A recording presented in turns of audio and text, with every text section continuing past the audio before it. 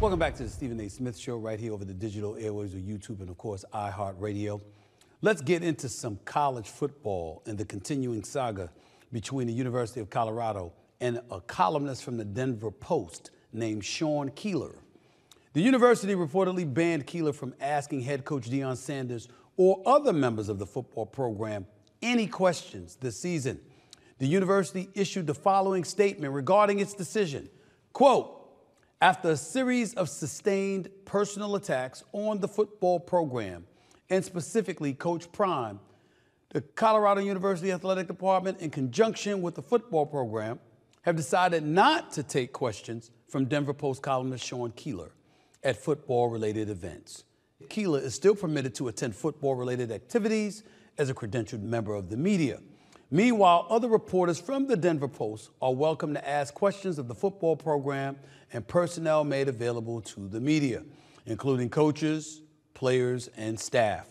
According to the Denver Post, a Colorado media relations staffer told the paper that it took exception with criticisms from Keeler leveled at primetime Deion Sanders in a column.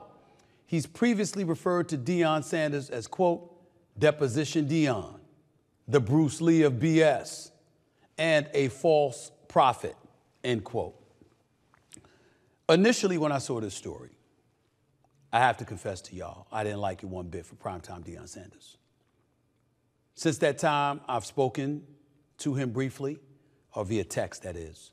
And I've did some homework on some of the things this guy Keeler has written about him. And I still don't like the look for Deion Sanders. But I get where he's coming from.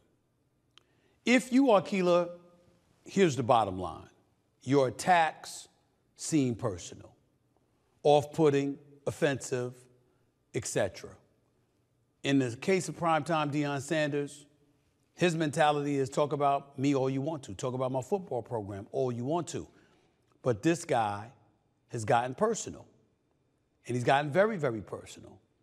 And if you talk to people close to Deion, they say Keeler says he's doing what he's done in terms of eviscerating the program because it's good for his bottom line, particularly monetarily. These are the kind of things that they've indicated about him. I know that in the streets of Denver, Colorado, he is considered a negative individual. Make no mistake about that. And he certainly hasn't had much positive to say. And Deion Sanders and the Colorado Buffaloes football program, in fairness, haven't given him much to celebrate. Not to say that he would if they did, but nevertheless, they haven't. After starting off 3-0 last year, they only won one of their last 7 games. They went through a 6-game losing streak. They got blown out on national television against Oregon, Coach Lanning's crew and what have you. We've seen some of the troubles that Deion Sanders and that program has had. When he sits up there and he says that somebody is getting personal, I get where he's coming from. And if you're Keeler, where's the professionalism? Where's the neutrality? Where's the objectivity?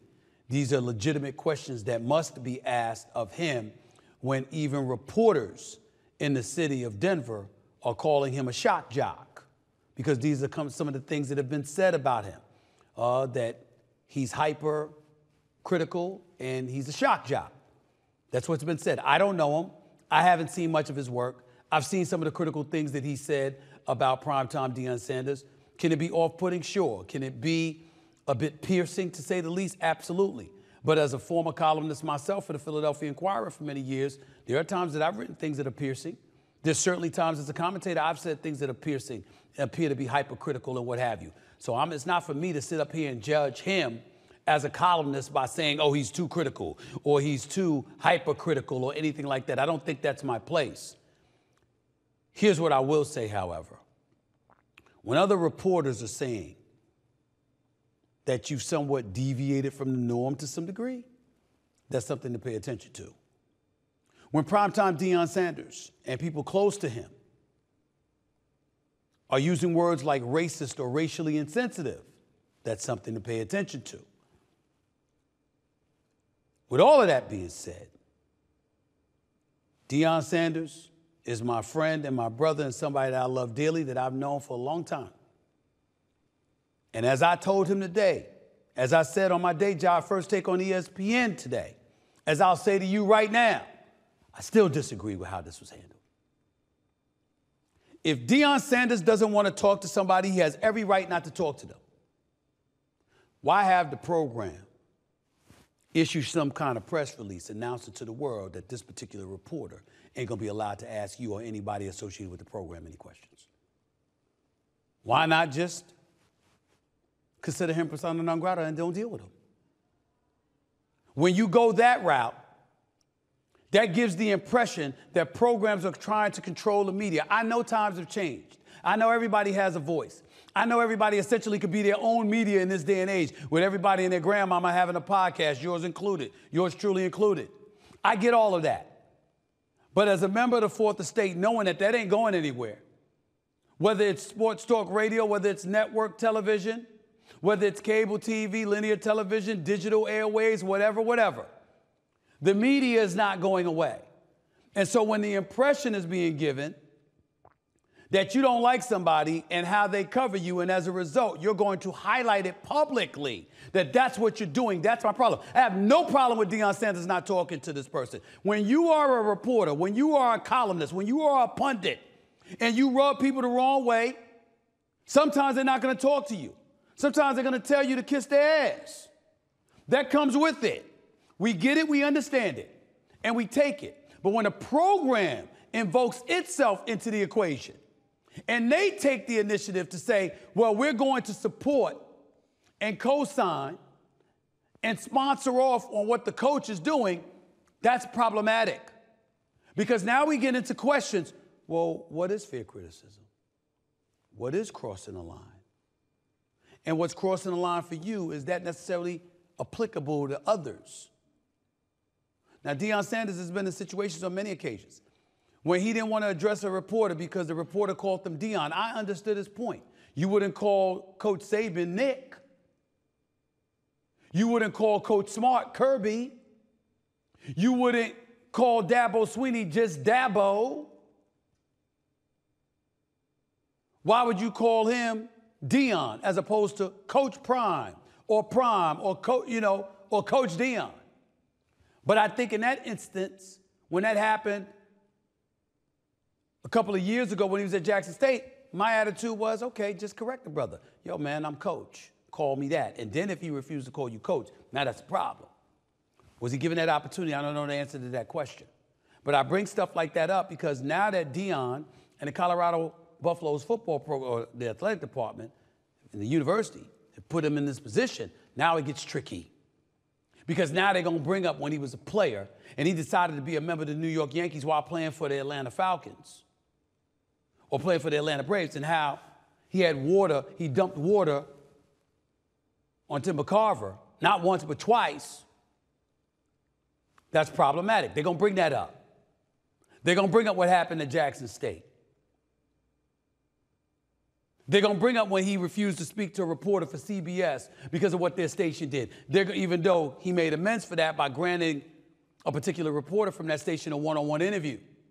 They're going to bring up this latest incident. They're going to try to show a pattern. Now, Deion's not going to care. He's strong-willed. And he's going to stand on what he's going to stand on. And I get him. And I'm riding with him from the standpoint like, yo, you're your own man, and that's how you feel, that's how you feel. You have every right to feel the way that you feel. It ain't like you put your hands on a man. It ain't like you went and cursed him out and eviscerated him. It ain't like you told his personal business to the masses or anything like that. So you got every right not to talk to him. I'm just speaking about the way the program chose to publicly support Deion. Deion might think that's a good thing. The program might think that's a good thing. I don't. And I feel that way primarily because you ain't winning. Because what they're going to try to do is attach all of these emotions and all of these feelings, as wrong as they may be, because I believe Deion when he says this has nothing to do with that. But that don't mean they're going to believe it. And that doesn't mean that there isn't a narrative out there that they're not going to try to put forth and portray. When you're losing football games because you're projected to be like 11th in the Big 12. And they're looking at your recruiting, and they're looking at the transfer portal, and they're looking at where the players rank or where they don't rank compared to the competition, not just within your conference, but throughout this nation. And all of that's going on. When they're doing all of that, Are they going to say that that's the reason you feel this way? Now, we're going to be fair to Primetime on this show because that's my brother right there. And you see his tweet right on this full screen. At Deion Sanders, he writes, quote, "Never make a decision while you're emotional because your emotions ain't qualified to make decisions. Anger and hatred are two emotions that will take you further than you want to go and keep you longer than you want to stay. Learn to pray and walk away. Your peace has true value." Coach Prime. He issued that statement this morning. Okay.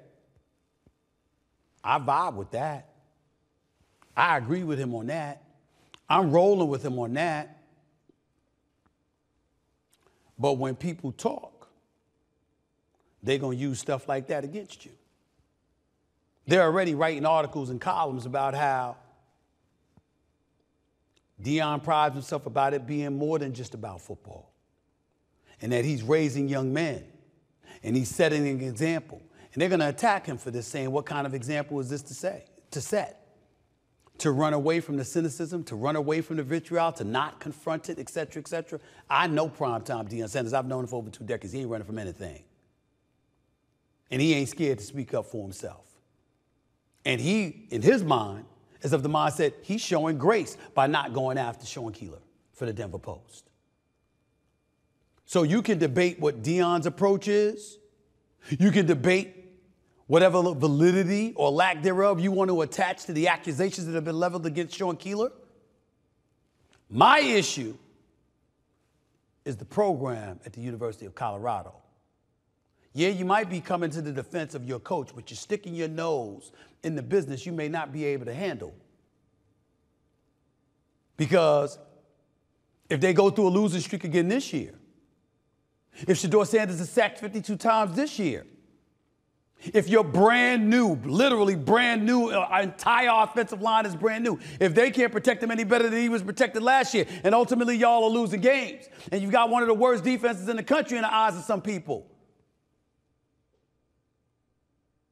what criticism is going to be deemed excessive then? That's where this gets tricky. That's where my concern elevates.